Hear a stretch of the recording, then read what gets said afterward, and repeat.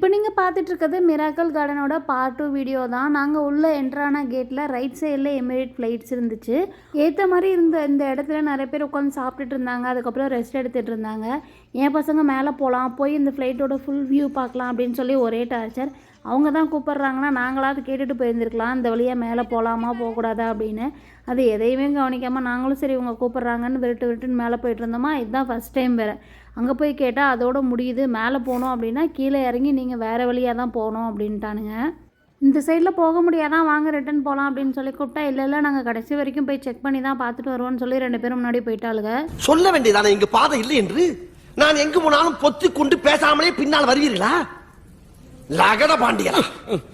Ground லெவலில் இருந்து ஒரு ஃப்ளோர் ஹைட் இருந்ததுனால இந்த வியூவும் பார்க்குறதுக்கு கொஞ்சம் நல்லா தான் இருந்தது.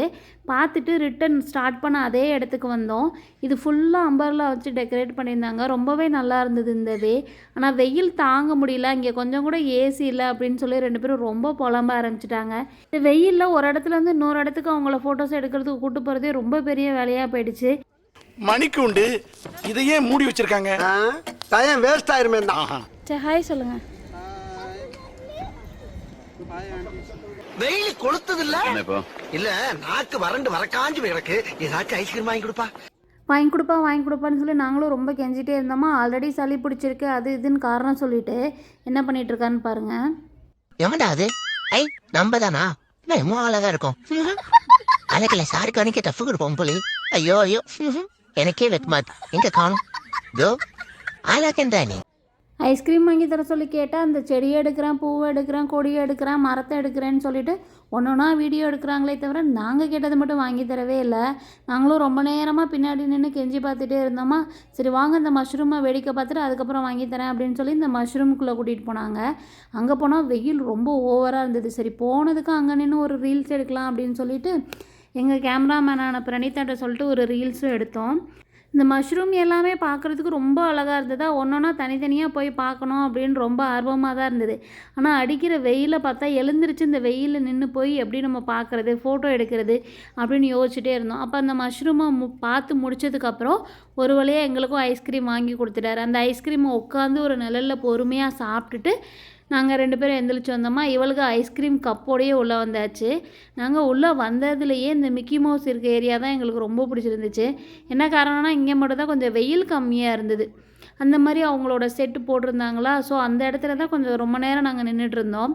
ஒரு மிக்கி மவுஸும் எப்படி நிற்கிது அப்படின்னு சொல்லிட்டு அதே போஸ்ட்டில் நாங்களும் நின்று ஃபோட்டோஸ்லாம் எடுத்துகிட்டு இருந்தோம். இது குழந்தைங்களுக்கும் இந்த ஏரியா ரொம்ப பிடிச்சிருந்துச்சு, நிழலாகவும் இருந்ததா.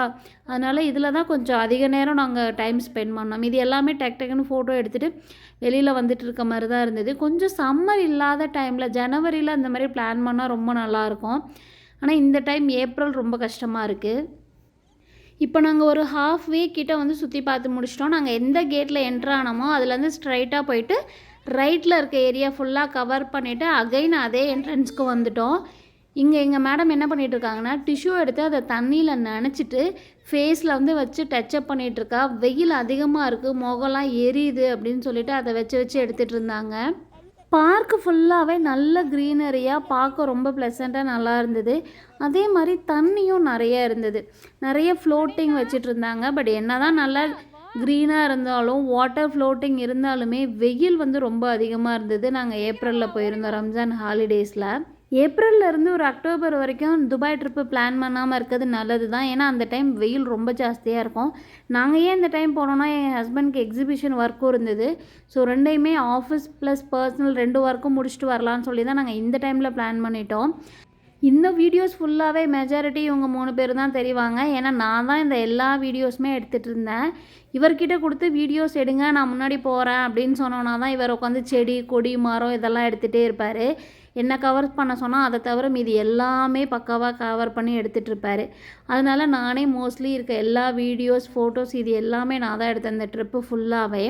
மிராக்கல் கார்டன் சொல்லி நெட்டில் சர்ச் பண்ணாவே இந்த ஹார்ஸோட ஸ்டாச்சு தான் இருக்கும். எங்கே இதை காணோம் அப்படின்னு தான் ரொம்ப நேரமாக தேடிட்டே இருந்தேன். இது இன்னொரு கேட் என்ட்ரன்ஸில் வச்சுருந்தாங்க. பார்க்கவே ரொம்ப பிரம்மாண்டமாக சூப்பராக இருந்தது. இது பூதம் வரும்னு சொன்னாங்களா? பூதம் வந்துட்டுக்குறா எப்பா.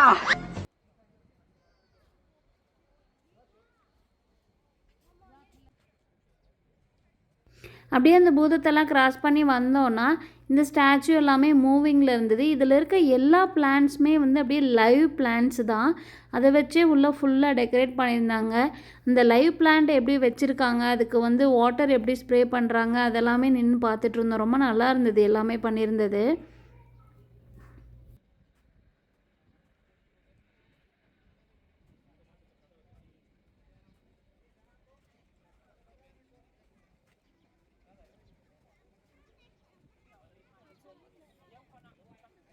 இந்த ஃபஸ்ட்டு உள்ளே வந்தோடனே மேலே போய் பார்க்கலான்னு சொல்லி மேலே ஏறி பல்பு வாங்கிட்டு வந்தோம் பார்த்தீங்களா, அதோட மெயின் என்ட்ரன்ஸ் இங்கே தான் இருக்குது. அந்த பிளேஸ்க்கு தான் இப்போ நாங்கள் போக போகிறோம்.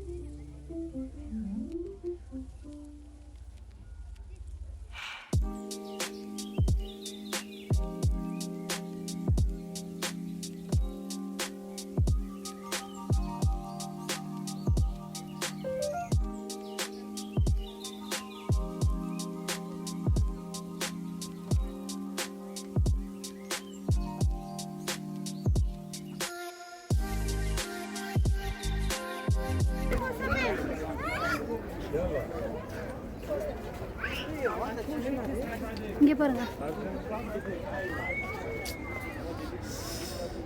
உன்னை கண்டுபிடிச்சிட்டா அதை இன்வெஸ்ட் பண்ணணுமா இல்லையா சொல்லுங்க. ஆ, இந்த கொசு தொல்லை தாங்க முடியல தானே. அது பொறாம இவ்வளோ நம்மளால் எதுவும் கண்டுபிடிக்க முடியலையே, எதுவும் கற்றுக்க முடியலையே, இவங்க மட்டும் கற்றுக்குறாங்களேன்னு.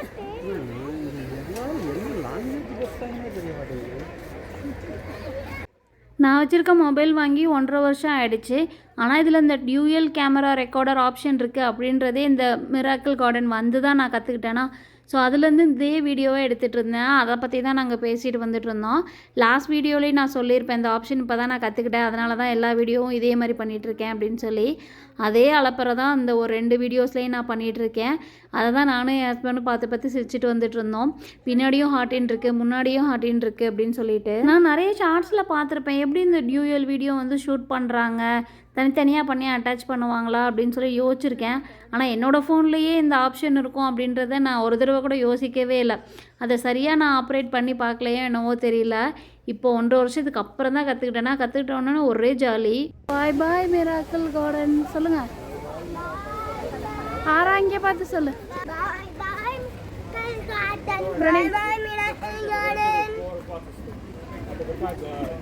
நீ தானே, நான் வேறு நேரத்துலேருந்து கொலவெறியில் நல்லா இருக்கு எனக்கு. பாய் பாய். இன்னும் வரல.